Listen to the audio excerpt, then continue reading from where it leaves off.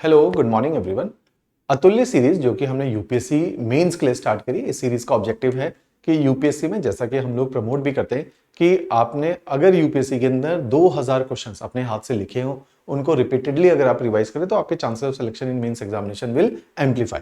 इसी के लिए हमने एक प्रोसेस बनाया है कि सबसे पहले, जैसे इसी चैनल के ऊपर हमने यूपीएससी के पिछले 11 सालों के आए हुए सवाल, 2013 से 2024 तक के आए हुए सवालों को डिस्कस किया। उससे आपको इंसाइट मिलती है कि पर्टिकुलर सब्जेक्ट को कैसे अप्रोच करना है। यहां पर भी मैं एक उसका इंसाइट आपको दूंगा। उसी के साथ सेकंड लेयर आता है अदर देन दोज पीवाईक्यूज, क्योंकि यूपीएससी में जीएस 1 में पीवाईक्यू रिपीट नहीं होते, लेकिन in GS 2, in GS 3, even in GS 4 there is a trend कि पीवाईक्यूज उसी नेचर के, उसी पैटर्न के रिपीट होते हुए दिखते हैं। तो अगर हम लोग पीवाईक्यू को काफी अच्छे तरीके से डील कर जाते हैं तो हमारे चांसेस ऑफ सिलेक्शन इंक्रीज होंगे कि उसमें से आपका पेपर फंसेगा। दूसरा है एक लेवल बियॉन्ड। हमने इस सीरीज में, अतुल्य सीरीज के अंदर, हम लोगों ने नए 600 क्वेश्चंस बनाए हैं, टॉपिक वाइज, थीम वाइज बनाए हैं। जैसे मैं उदाहरण भी आज आपको दूंगा। इसी में अभी तक हम लोगों ने हिस्ट्री आपके साथ डिस्कस किया, जीएस 1 का, सोसाइटी डिस्कस किया। अगली 7 क्लासेस में हम लोग ज्योग्राफी को डिस्कस करेंगे, जिससे आपका पेपर 1 कंप्लीट हो जाएगा, फिर पेपर 2, फिर पेपर 3, पेपर 4, इस तरीके से हम इसके अंदर चलेंगे। अब इसी के अंदर जो हम लोग अप्रोच फॉलो कर रहे हैं कि ज्योग्राफी में आपने मेरे साथ 70 सवाल करने हैं। हर सेशन में हम लोग 10 सवाल करेंगे और 5 प्रैक्टिस क्वेश्चंस इसके अंदर करेंगे। तो टोटल अगर हम 7 सवाल करेंगे तो 105 क्वेश्चंस को हम लोग डील करने वाले हैं, जिसके अंदर से 70 क्वेश्चन मैं आपको कराऊंगा, 35 मैं आपको प्रैक्टिस के लिए दूंगा। ये बहुत अच्छा रेंज है। इसके अलावा पीवाईक्यूज अगर आप करोगे तो 600 क्वेश्चन हम अतुल्य सीरीज में, ऑलरेडी 800 क्वेश्चन हम लोग पीवाईक्यू में डिस्कस किए, तो 1400 क्वेश्चन तो हम ही आपको फ्री ऑफ कॉस्ट इस तरीके से प्रोवाइड कर चुके हैं। इसमें से बहुत सारा यूपीएससी का पेपर आए बाएं दाएं बाएं आता रहेगा, वो आपके लिए काफी हेल्पफुल साबित होगा। इसी में आप ज्योग्राफी को जैसे अप्रोच करें, अगर हम ज्योग्राफी के पीवाईक्यूज को देखें कि किस तरह से कौन कौन से डोमेन में पीवाईक्यू आए हैं, तो इसको मैंने स्ट्रक्चर किया है। ज्योग्राफी में 6 ऐसी डोमेन है जिसमें से क्वेश्चन आज तक क्राफ्ट हुए, जैसे जियोमॉर्फोलॉजी, जो हल्की हम लोग पढ़ते ही हैं क्लासेस में, जियोमॉर्फोलॉजी एक डोमेन है। ऐसे ही 10 सवाल आज तक जियोमॉर्फोलॉजी से आए हैं। क्लाइमेटोलॉजी में अभी 5 लिखा है, थोड़ा सा ऐड करना था। 4 नए सवाल केवल 2024 के पेपर के अंदर आए, तो टोटल 9 सवाल क्लाइमेटोलॉजी से आए हैं। ऐसे ही ओशेनोग्राफी से 6 सवाल आए। इंडियन फिजिकल, जिसको हम इतना ही पढ़ते हैं, 8 सवाल। लेकिन सबसे अधिक क्वेश्चन आते हैं मेंस एग्जामिनेशन में, जो सबसे नजरअंदाज किए जाने वाला एरिया है, दैट इज 19 क्वेश्चन। 19 क्वेश्चन का मतलब है कि ऑलमोस्ट हर साल 2 सवाल जो है इंडियन ह्यूमन ज्योग्राफी से आ रहे हैं। उसके अलावा वर्ल्ड ज्योग्राफी, जिसमें वर्ल्ड के resources, particularly south Asia, south east Asia, जो कि मेंशन्ड है हमारे सिलेबस में, लोकेशनल फैक्टर ऑफ इंडस्ट्रीज, इस तरह से, या water as a resource global level पे, तो वर्ल्ड ह्यूमन ज्योग्राफी से 4 सवाल देखने को मिले। तो टोटल 6 थीम है जिससे सवाल आए हैं। मेरे पास 7 सेशन है। इन 7 सेशन में इन 6 थीम को तो मैं कवर करूंगा हर सेशन में। इसी के साथ साथ मैं आप लोगों को एक 7वीं theme, environment and disaster management, जिसके अंदर जीएस 3 से क्वेश्चन आते हैं, उसको भी कवर करके दूंगा। तो इस तरह से 7 सेशन के अंदर हम कंप्लीट ज्योग्राफी को कवर करके देंगे आपको। क्लियर? तो इसी के साथ इसी फाइल के नीचे ये जो अभी लेक्चर चल रहा है यूट्यूब पे, इसी के करस्पॉन्डिंग नीचे डिस्क्रिप्शन में यदि आप जाएंगे तो वहां पे यू विल गेट टू सी कि हमारा एक कोर्स का लिंक है, हमारी ऐप पे ले जाएगा। वहां पे अभी तक जो लेक्चर्स हो गए वो बहुत सिस्टमेटिकली अरेंज है लेक्चर। उसी के साथ आप देखोगे पीडीएफ फाइल भी अरेंज्ड है। आप उन पीडीएफ फाइल को डाउनलोड करके प्रिंट आउट निकाल के अपने पास रख लीजिए हमेशा के लिए। वो बहुत बहुत हेल्पफुल आप लोगों के लिए रहेगी। उस तरह की वो पीडीएफ फाइल रहेगी। उसी के साथ साथ आप देखेंगे कि इसी लेक्चर की सीरीज में आगे भी जो सिस्टमेटिकली फॉर्मेट में जीएस 2, 3 और 4 आपको वहां देखने को मिलेगा। क्लियर? चलिए, अब आप एक बार इस फाइल को मैं स्क्रॉल करके क्विकली आप लोगों को दिखा देता हूं कि किस तरह से आप इस फाइल को अप्रोच करोगे। अब जैसे इसके अंदर देखेंगे, ये पूरा सिलेबस दे रखा है और ज्योग्राफी यूपीएससी के अंदर आए हुए सवाल टॉपिक वाइज कि जियोमॉर्फोलॉजी से कैसे कैसे सवाल आए हैं। ऐसे आप देखेंगे ओशेनोग्राफी, क्लाइमेटोलॉजी से कौन कौन से सवाल आए हैं। जैसे मैंने बोला, क्लाइमेटोलॉजी से अभी तक 9 सवाल आ गए हैं। 4 सवाल पिछले साल 2024 के अंदर ही आए हुए देखने को मिलते हैं। तो इस तरह से बहुत स्ट्रक्चर्ड फॉर्मेट में ये फाइल आपको देखने को मिलेगी। इसी के करस्पॉन्डिंग दूसरा जो फाइल है जिसको अभी मैं डिस्कस कर रहा था, जिसमें 7 लेक्चर्स के अंदर हम कंप्लीट ज्योग्राफी की इन सारी डोमेन को कवर करेंगे, और जो कि जीएस 1 और जीएस 3 में थोड़ा सा ज्योग्राफी का ऑफशूट, जिसको हम एनवायरमेंट एंड डिजास्टर मैनेजमेंट बोलते हैं, उसको भी हम लोग कवर करके देंगे। उसी के साथ साथ यदि आप देखेंगे पहले सवाल, अब आज की जो क्लास है उसमें हम लोग क्लाइमेटोलॉजी, जैसे आप देखेंगे lecture 1 is dedicated to climatology, तो क्लाइमेटोलॉजी को हम लोग आज कवर करेंगे। तो 10 सवाल क्लाइमेटोलॉजी के करेंगे, 5 सवाल इसमें हम लोग प्रैक्टिस के तौर पे आप लोगों को देंगे। चलिए, starting with the very first question.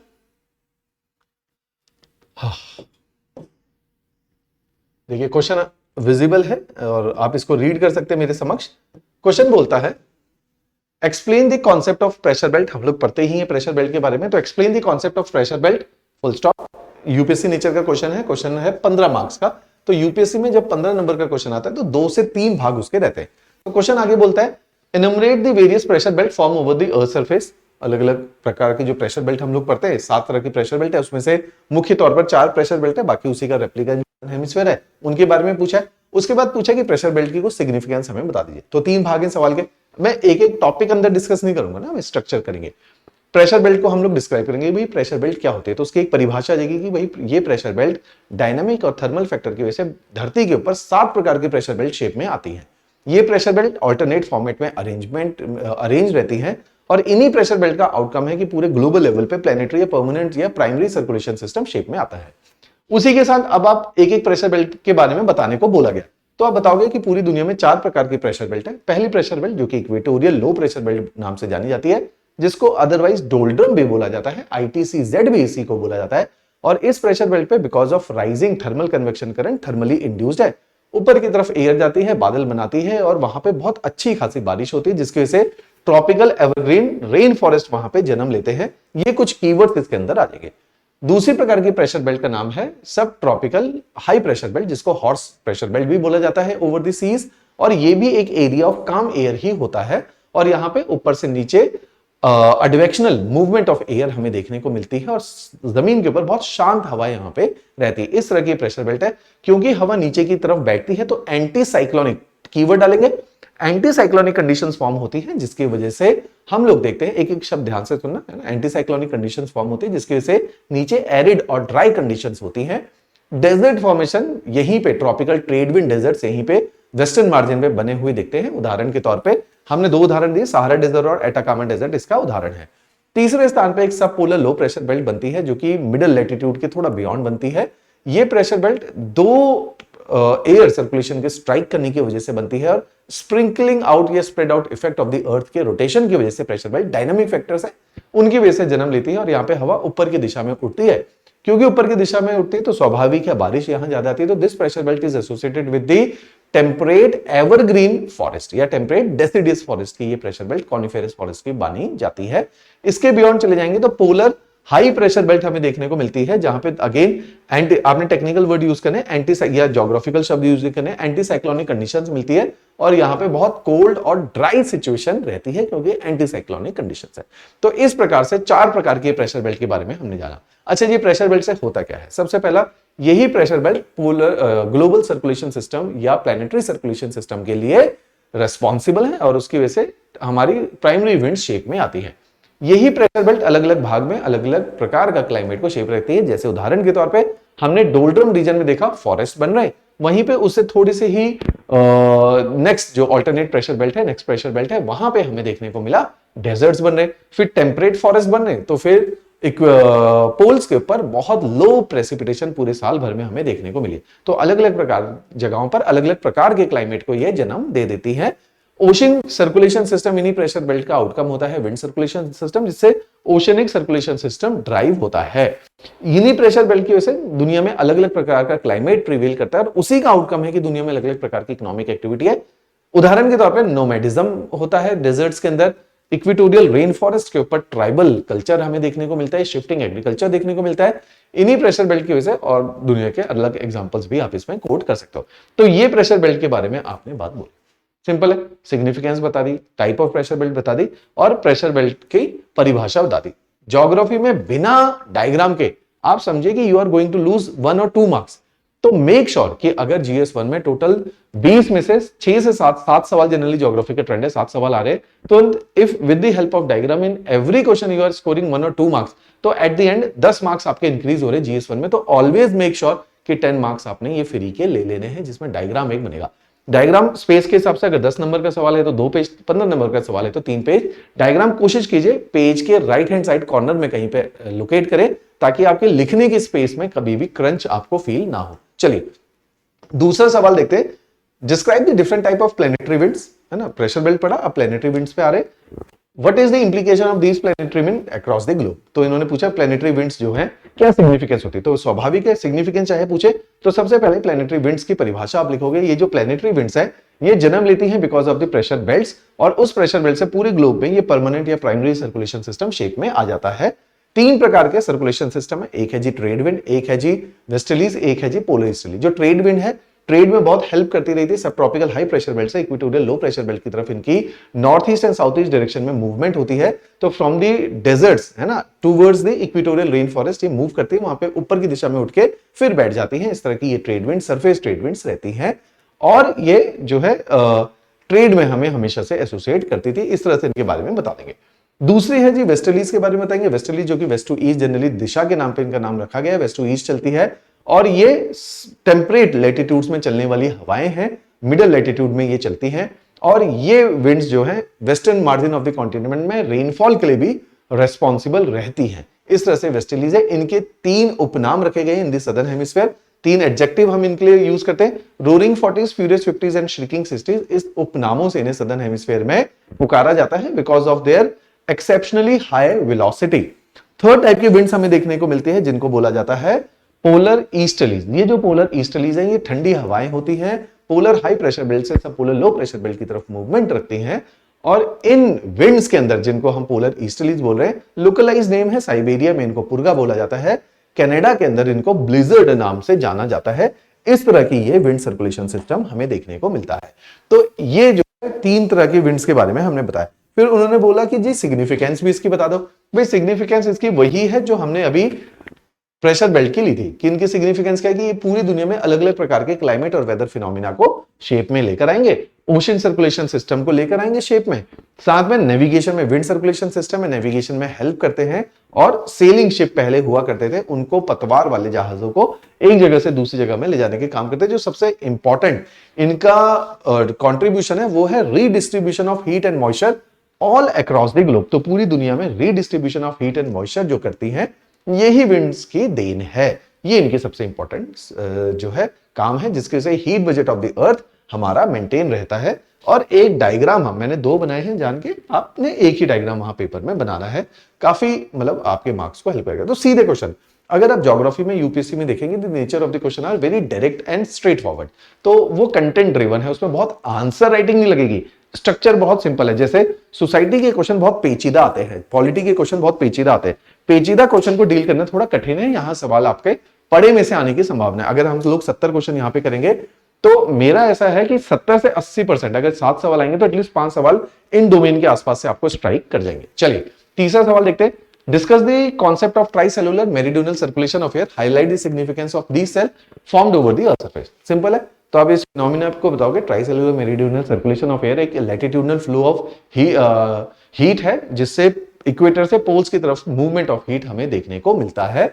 इस कॉन्सेप्ट को ट्राइसेलुलर 3 सेल के माध्यम से ये अचीव होता है। मेरीडियोनल सर्कुलेशन ऑफ एयर है tricellular, 3 cell, meridian across the meridian, longitude की तरफ ये जाता है, एक लैटिट्यूड से दूसरी लैटिट्यूड ट्रांसफर होते हुए 0 से 90 तक ये सर्कुलेशन ऑफ हीट हमें देखने को मिलता है। तो उसके बाद 3 सेल्स के बारे में बता देंगे। हेडली सेल, हेडली सेल में बताएंगे जहां पे हवा जो है सब ट्रॉपिकल हाई प्रेशर बेल्ट से इक्वेटोरियल लो प्रेशर बेल्ट की तरफ मूव करती है, सरफेस के ऊपर ट्रेड विंड्स और अपर सरफेस के ऊपर यही जियोस्ट्रॉफिक विंड्स बनते हुए वापस चली जाती हैं। और इस 3 डायमेंशनल सर्कुलेशन ऑफ एयर जहां पे एक तरफ डेजर्ट और एक तरफ फॉरेस्ट है, इसको हेडली सेल बोला जाता है। इस तरह से इसको परिभाषित करेंगे।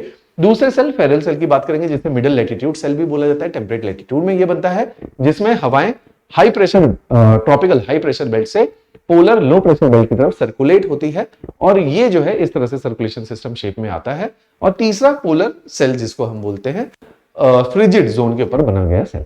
तो ये 3 सेल के बारे में बताएंगे, एक डायग्राम बनाएंगे। सिग्निफिकेंस पूछिए। सबसे पहला सिग्निफिकेंस है कि पूरी दुनिया में हीट बैलेंस करके देती है, रीडिस्ट्रीब्यूशन ऑफ हीट ये करके देंगी। डोल्ड्रम और आईटीसीजेड, इसी की वजह से कि एक तरफ मैंने बताया कि डोल्ड्रम बन रहा है, आईटीसीजेड बन रहा है, तो दूसरी तरफ पूरी दुनिया के डेजर्ट्स बन रहे हैं। इन्हीं सेल के वजह से साइक्लोन फॉर्मेशन भी, जहां पे 2 विंड्स आके टकरा रही है मिडिल लैटिट्यूड में, तो साइक्लोन फॉर्मेशन हो रहा है, प्रेसिपिटेशन हो रही है। साथ में एक जो है डायग्राम इसके साथ हम लोग एसोसिएट कर रहे हैं।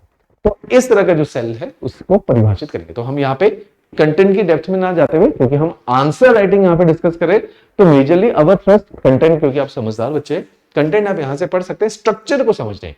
तो यूपीएससी में it is more about the structure, how you are suppose to approach the question. ये ज्यादा इंपॉर्टेंट है ना, कंटेंट के लिए ये फाइल आपके पास रहेंगे। चलिए अगला सवाल सिंपल और स्ट्रेट है।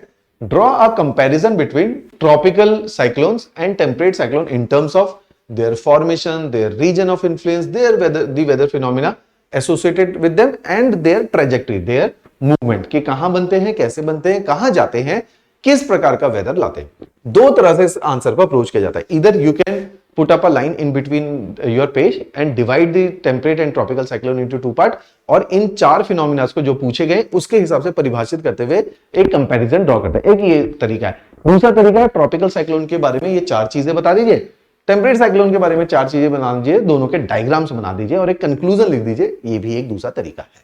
किसी भी मेथड को आप लोग अपना सकते हैं। मैं यहां पे जो तरीका आपको बता रहा हूं, मैं सिंपल परिभाषाएं एक ये चारों चीजों को एक ही जगह पे पिरो के रखा गया। ट्रॉपिकल साइक्लोन को बताओगे, these are the rotating low pressure system formed in the tropical areas. These are the small system where wind from the periphery will rushes toward the center and in the center it will rise upward and will drop down, है ना। तो इस तरह से हम tropical cyclone को बताएंगे। फिर इनकी ट्रेजेक्टरी के लिए इनके फॉर्मेशन के बारे में बताएंगे कि ट्रॉपिकल साइक्लोन बनने के लिए चार आवश्यक कंडीशन है। एक तो 27 डिग्री सेल्सियस से ज्यादा एसएसटी, सी सरफेस टेम्परेचर हमारे पास होना चाहिए, अपर एयर डाइवर्जेंस होना चाहिए, बहुत सारा पानी होना चाहिए और इस तरह से एक सर्कुलेशन सिस्टम, और या वहां पे ऑलरेडी एक बना हुआ थोड़ा सा लो प्रेशर सिस्टम मिल जाए या कोई आइलैंड्स उसके आसपास हो, वहां पे इस तरह के ट्रॉपिकल साइक्लोन जल्दी बनते हैं क्योंकि जमीन जल्दी गर्म हो जाती है। ये इसकी कुछ फॉर्मेशन के तरीके, तो फॉर्मेशन भी पूछा है। फिर इनकी trajectory, once they are form they will move under the influence of trade winds since they have been formed in tropical areas, तो they will move from east to west. Once they will move from east to west, तो ये दुनिया के कुछ जगहों पर आते हैं, उसका एक डायग्राम भी बनाया हुआ है और उनके बारे में भी लिखा है कि इन कुछ जगहों में ये ट्रॉपिकल साइक्लोन देखने को मिलते हैं। जैसे हमने लिखा अटलांटिक ओशन में, पैसिफिक ओशन में, इंडियन ओशन में और नियर ऑस्ट्रेलिया ये साइक्लोन हमें देखने को मिलते हैं। And they have been named differently in different part of the world, ये हमने लिखा। फिर हमने सेम यही चीजें टेम्परेट साइक्लोन के बारे में बताई कि टेम्परेट साइक्लोन जो है टेम्परेट एरियाज में बनते हैं। बनने का तरीका because of the convergence of two distinct air masses, जिससे फ्रंट फॉर्मेशन होता है और फिर ये साइक्लोन शेप में आते हैं। Once they are form they are larger in size, they move sluggishly from west to east direction under the influence of westerlies and they influence the weather condition of western part of Europe and particularly responsible for Mediterranean type of climate in winter, है ना। They are responsible for bringing British type of climate, तो इस तरह से इनके, है ना, ये साइबेरियन टाइप ऑफ क्लाइमेट जहां अधिक बारिश है सेंटर पार्ट ऑफ कॉन्टिनेंट में, इस तरह से इनकी ट्रेजेक्टरी रहती है। उसका डायग्राम और फ्रंट फॉर्मेशन का डायग्राम के साथ हम जो है टेम्परेट साइक्लोन को समझा देंगे। सिंपल क्वेश्चन था, है ना। ऐसे ही नेक्स्ट क्वेश्चन देखते हैं। अब पूछा गया है, अभी इसके ऊपर आज तक यूपीएससी में सवाल नहीं आया, इंपॉर्टेंट है। टेम्परेट साइक्लोन भी नहीं पूछा उन्होंने, वो भी इंपॉर्टेंट है। फ्रंट फॉर्मेशन पूछा बस।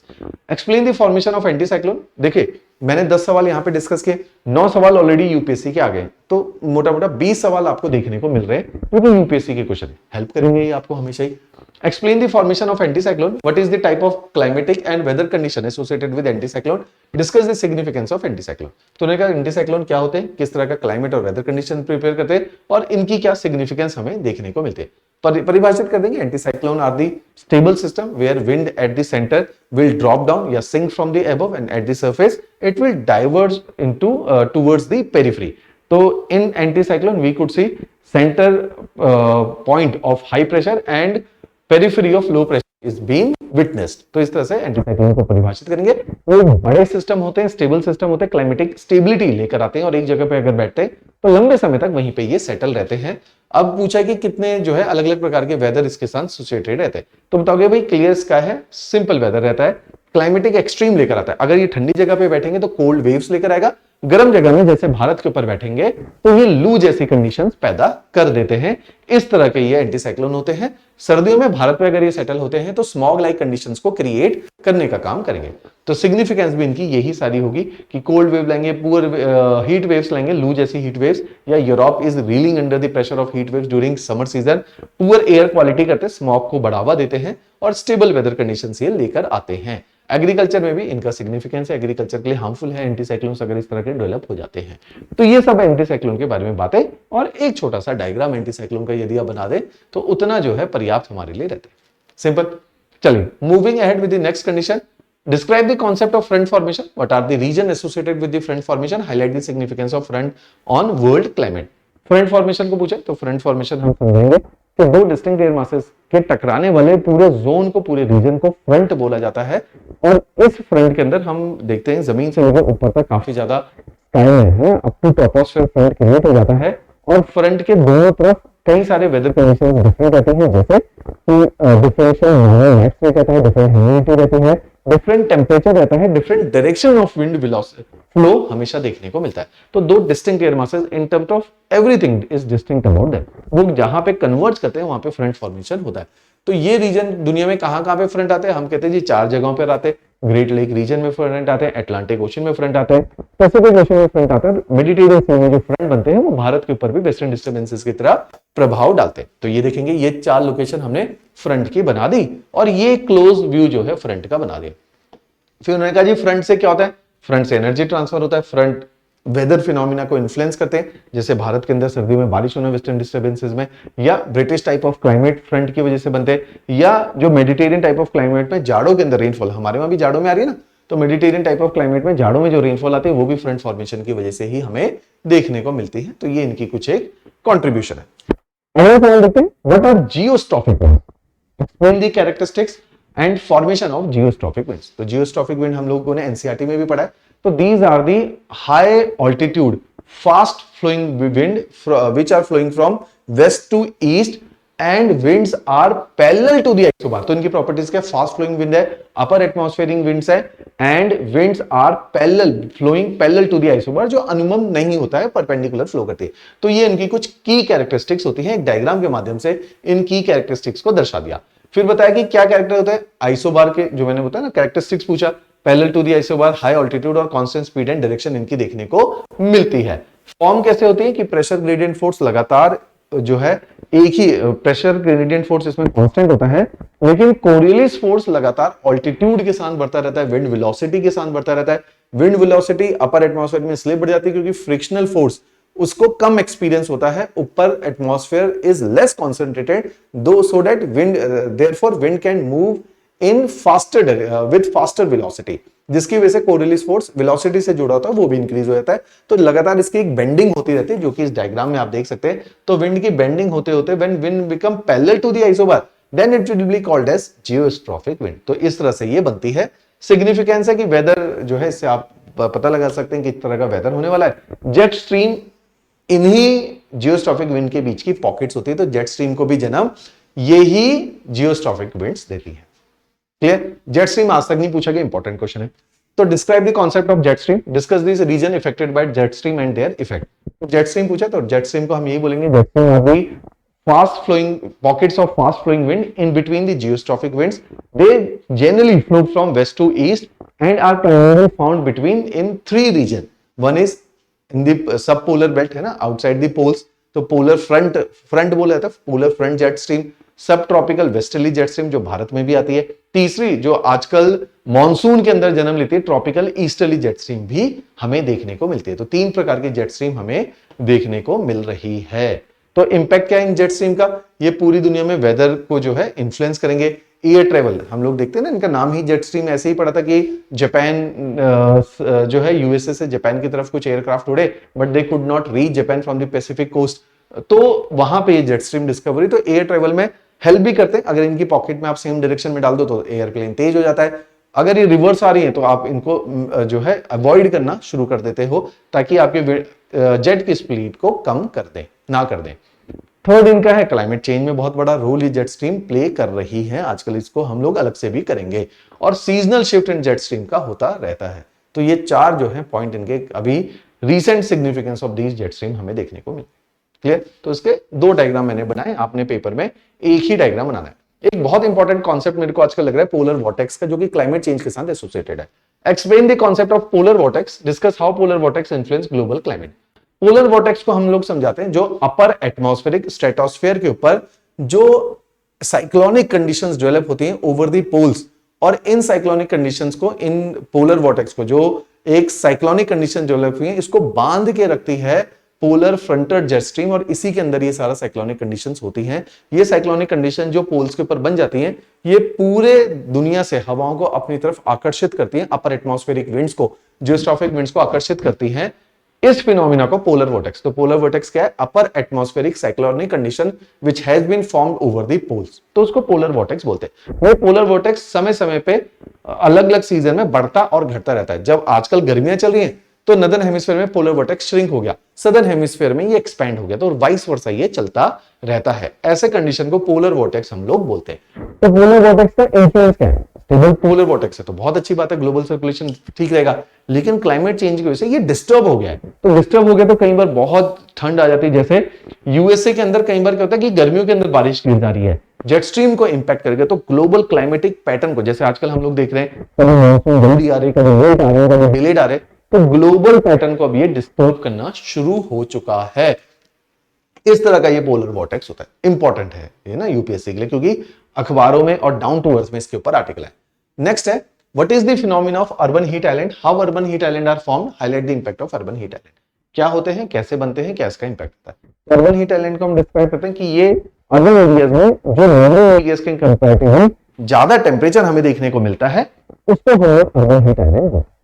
और ये जो ज्यादा टेम्परेचर हमें अर्बन हीट आइलैंड जो देखने को मिल रहा है रूरल एरियाज के कंपैरेटिवली, वो because of host of factor है। उसी को हम बता रहे हैं कि रीजन क्या है, कि एक तो शहरों के अंदर आपने नेचुरल सर्फेसेस खत्म कर दिए, पार्क्स खत्म कर दिए, वेजिटेशन खत्म कर दिए, और एस्फाल्ट की रोड जो है डार्क रोड्स क्रिएट कर दी है, जिसकी वजह से एल्बिडो इफेक्ट वहां पे कम हो गया है और ज्यादा एब्जॉर्प्शन ऑफ सोलर रेडिएशन या आउटगोइंग टेरेस्ट्रियल रेडिएशन हमें देखने को मिलता है। शहर वो शहर है जहां पे ग्रीन हाउस गैसेस का एमिशन भी अधिक हो रहा है, व्हीकुलर पॉल्यूशन या एनर्जी जनरेशन फ्रॉम हाइड्रोकार्बन ज्यादा हमें शहरों में देखने को मिलता है, जिसकी वजह से शहरों में जीएचजी एमिशन भी ज्यादा है।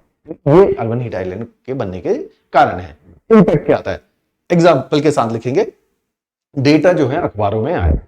दिल्ली के अंदर अगर आप देखोगे अर्बन हीट आइलैंड बनता है तो बहुत सारी मौतें जो हैं दिल्ली के अंदर हो जाती हैं, या यूरोप के अंदर हमने केस स्टडी ली है कि यूरोप के अंदर अर्बन हीट आइलैंड की वजह से हीट वेव्स प्रोड्यूस होती है और 70,000 से ज्यादा डेथ जो है यूरोप के अंदर हमें देखने को मिली। और मेजरली ये डेथ जो लो इनकम ग्रुप है, जो घरों के बाहर ही सो रहे हैं, रोड के साइड पे सो रहे हैं, उन गरीबों के ऊपर इनका ज्यादा इंपैक्ट देखने को मिला है।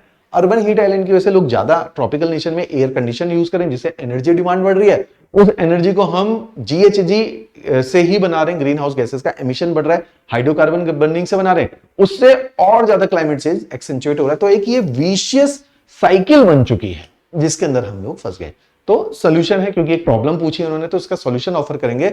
हम बोलेंगे जी अर्बन हीट आइलैंड जो है इसको ठीक किया जा सकता है, अर्बन स्ट्रक्चर को, लैंडस्केप को चेंज किया जा सकता है, और इसके अंदर ज्यादा जो है, जैसे रूफ के लिए हमने एक इंपॉर्टेंट निकाला कि ग्रीन रूफ का एक कॉन्सेप्ट है, ताकि ग्रीन जो है सर्फेसेस बढ़ जाए, एल्बिडो इफेक्ट बढ़ जाए, कूल पेवमेंट बनाए जा सकते हैं, अर्बन फॉरेस्ट्री, जैसे भारत के अंदर नगर वन कल्याण योजना एक आई है ना, तो इस तरह के प्रोग्राम्स हम लोग अर्बन फॉरेस्ट्री से रिलेटेड या सोशल फॉरेस्ट्री से रिलेटेड इंक्रीज कर सकते हैं, राइपेरियन लैंड के ऊपर अधिक फॉरेस्ट्रेशन कर सकते हैं। इस तरह के कुछ एक प्रावधान हम लोगों ने रखे। तो आज के सेशन में, जो कि पहला सेशन था ज्योग्राफी का, जिसमें हमने 10 क्वेश्चन को डिस्कस किया, जैसे मैंने यहां पे स्ट्रक्चर डिस्कस किया है, कंटेंट डिस्कस नहीं किया, क्योंकि हम लोगों ने प्रोसेस बनाया। जो बिल्कुल बेसिक बच्चा है वो कोचिंग करेगा, सेकंड लेयर पे वो पीवाईक्यू करेगा, जब वो इतना सशक्त हो गया है तब वो तीसरे लेवल पे आएगा जिसमें वो नए सवाल करेगा। जब इस लेवल पे आ गया तो हम ऐसी अपेक्षा करते हैं कि आपको कंटेंट एक एक चीज डिक्टेट नहीं करना, यू वांट स्ट्रक्चरिंग। तो मैंने इसलिए स्ट्रक्चर डिस्कस किया। फिर भी अगर कोई भी समस्या है, अगर आपको लगता है कि स्पीड तेज है, जैसे इस पूरे 10 क्वेश्चन को डिस्कस करने में, जो कि मेरे को लगता है कि मेरे हिसाब से आइडियल है, 28 मिनट लगे हैं, तकरीबन 3 मिनट हर क्वेश्चन को लगा है। अगर आप चाहते हैं मैं इससे ज्यादा इलेबरेटेड वे में भी बता सकता हूं, तो यूट्यूब में नीचे कमेंट सेक्शन में बताइए कि आप इसी तरीके से कंटेंट को चाहते हैं, है ना, या आप इलेबरेटेड वे में कंटेंट को सीख कर रहे हैं। क्लियर? और ये कंटेंट सारे अवेलेबल हमारी ऐप में, जिसका नीचे लिंक दिया गया, सिस्टमेटिकली फॉर्मेट में ये सारी फाइल्स अरेंज भी रखी गई है। राइट, चलिए, थैंक यू।